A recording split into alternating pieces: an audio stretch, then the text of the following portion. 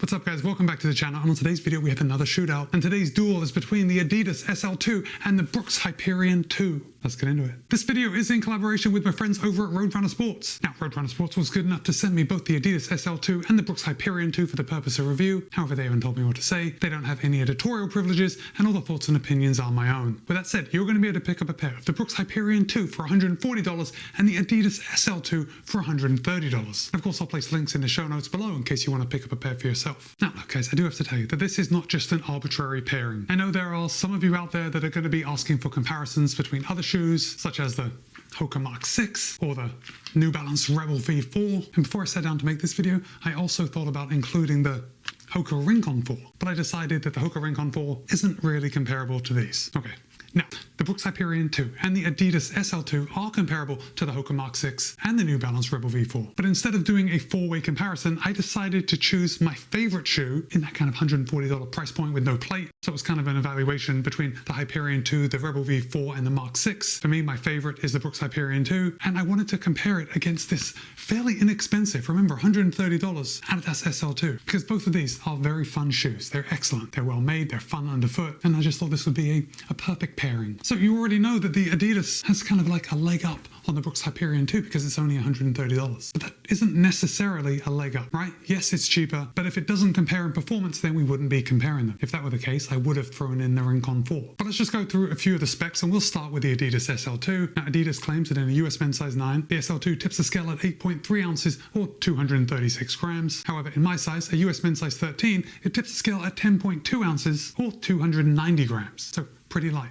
I love a sub 300 gram shoe in my size. Moving on to the Brooks Hyperion 2. Brooks claims that in a US men's size 9, the Hyperion 2 tips the scale at a feather light 6.8 ounces or 193 grams. And then in my size, a US men's size 13, it tips the scale at 8.5 ounces or 241 grams. So the Brooks Hyperion 2 in my size weighs 49 grams less than the SL2. That's a pretty big difference, right? But how about stack height? The Adidas SL2 has 36 in the heel, 27 in the forefoot for a 9mm drop, and Brooks makes this a little bit more difficult, but they report the Hyperion 2 having 26 in the heel, 18 in the forefoot for an 8mm drop. So 8mm drop, 9mm drop. Now, Brooks is not including the insole or the outsole rubber, and if we look at some other shoes where they do report the full stack height, it seems there's about a 6mm difference. Therefore, I think it's a fairly safe assumption that the Brooks Hyperion 2 has a full stack height of 32mm in the heel and 24 in the forefoot. And if that's the case, the SL2 has about 4mm more stack under the heel than the Brooks Hyperion 2. So let's talk about materials.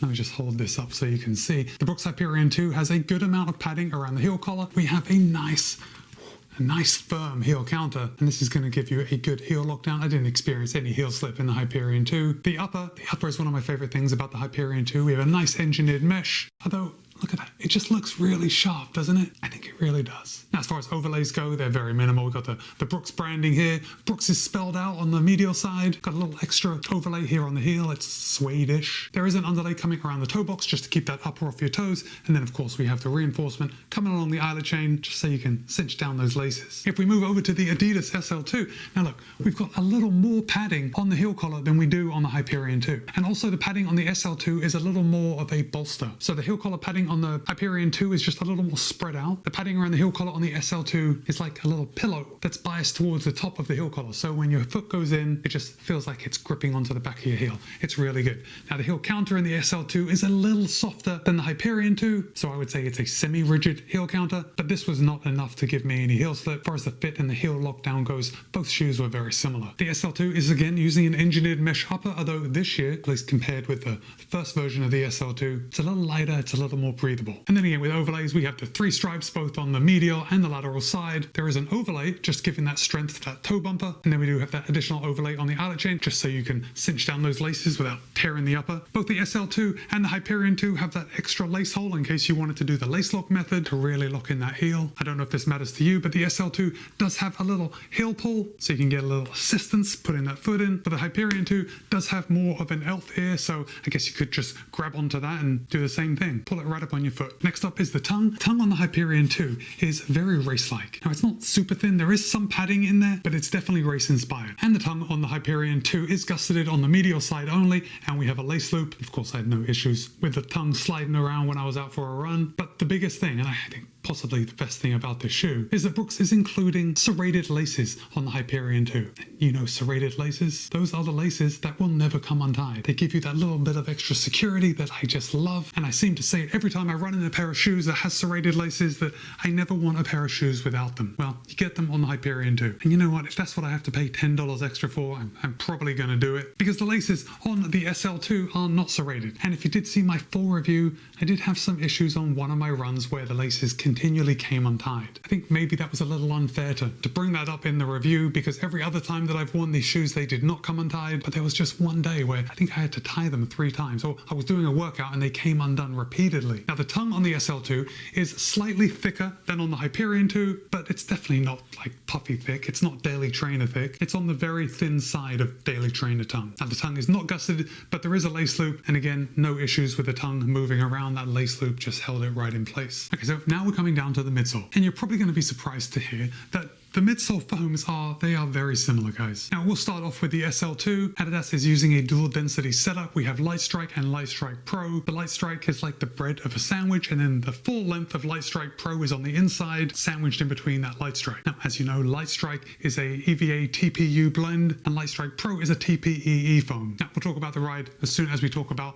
the foam in the Hyperion 2, but this is where Brooks has really come a long way over last year's Hyperion. They're using DNA Flash V2. Now, DNA Flash V2 is a TPEE EVA blend, and Brooks says that it is lighter and 10% more responsive than the previous DNA Flash foam used in last year's original Hyperion. In fact, the DNA Flash V2 is the same foam that is used in Brooks' top-of-the-line Hyperion Elite 4. And then just quickly coming down to the outsole, I'm going to hold both these up so we can knock this out. You can see that the SL2 has just a little more rubber coverage. The Hyperion 2 uses the outsole rubber a little more sparingly. We have the strategically placed pieces on the back, and then there are a lot of cutouts on this forefoot area. The SL2 just has a lot of rubber kind of all over, especially up on the forefoot. Now these cutouts, you can see they do go all the way down to the Light Strike Pro. So if you want to glimpse that goodness that's inside, you can through these windows. Okay, now let's talk about ride. And look, I've used both these shoes quite a lot, and I did go out and I put one of these shoes on each foot. And you know what was the most surprising thing? Actually, I already told you, but they feel so very similar, especially when I'm just running easy. Like I didn't go out and do a workout with one on each foot, but I did go out and just run around the block just to see how they felt, kind of pick up the pace, do a few strides, and these two foams felt remarkably similar. So I do want to tell you that I think both of these shoes are great daily trainers. And by daily trainers, I mean like lightweight daily trainers. I think there is enough midsole foam here to give you a good amount of protection. And I only mentioned the protection because a lot of daily trainers are just really jacking up the stack heights, so you're getting a lot more foam. So even though we have a little less foam in both of these shoes, I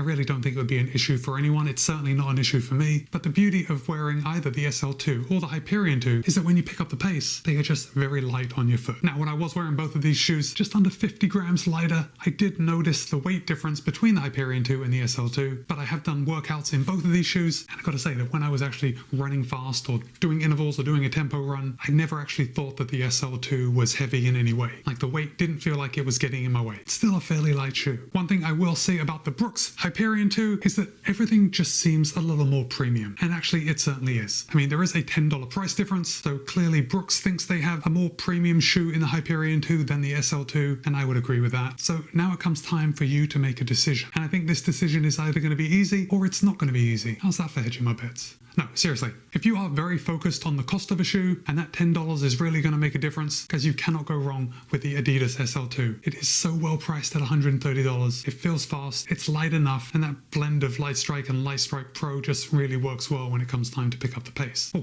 hold that thought. Both of these shoes are not plated, so they do give you like a traditional feel. And we can see I can bend up the Hyperion 2 and I can bend up the SL2 just as well. I mean, just as well to you. The SL2 is a little more difficult to bend, but I'd say that's to do with the Light Strike just being a little denser foam. So where was I? Oh yeah, if you're focused on cost, then I think the SL2 is like a no-brainer. It's a really solid shoe. If both of these shoes cost exactly the same amount, I think my choice would be for the Brooks Hyperion 2, and that is simply because it's really not fair to say, but it does feel a little more premium. I really like this upper. I like how this DNA Flash feels underfoot, and I love the serrated laces. So I know I haven't made it easy for you. Look, if you're an Adidas fan, I think it's a no-brainer. Again, the SL2 is a good choice. And if you're a Brooks fan, well, if you're a Brooks fan, you are really excited about the Hyperion 2, because Brooks is like really up their shoe game with this, the Hyperion 2 and then the Hyperion Max 2. If it did come down to it and I had to choose a shoe to do a workout in, I gotta say, I'm probably choosing the Hyperion 2, but yeah, I wouldn't be mad if I had to run in the SL2 anytime, any day of the week. In fact, if you did see my full review of the SL2, you know that I prefer this to the Boston 12. So guys, now I want to hear from you. Have you run in either the Brooks Hyperion 2 or the Adidas SL2? If you have, drop a comment and let me know. If you've run in both of these, well, you know I definitely want to hear your opinion on which one you like best. And with that, it's Matt B. This has been a shootout between the Adidas SL2 and the Brooks Hyperion 2. Be kind, be happy, run well. See you in a couple of days.